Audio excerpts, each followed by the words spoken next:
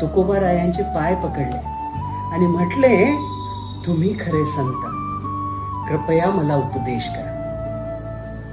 तुकाराम महाराजांनी शिवाजी महाराजांना बघून त्यांना आलिंगन दिलं, त्यांना खायला प्यायला द्यावं यासाठी राजांना थांबवलं. तुकाराम महाराजांची विरक्ती बघून शिवाजी महाराज म्हटले, महाराज मला तुमचा शिष्य बनवून घ्या.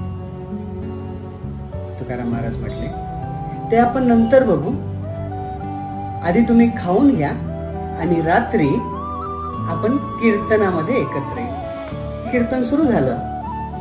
तुकाराम महाराज शिवाजी महाराजांना राजाच्या कर्तव्याची, गृहस्थाच्या कर्तव्याची जाण करून देत होते. एवढ्यात दबा धरून बसलेला शत्रू मुस्लिम सैन्याने तिथे आक्रमण केलं.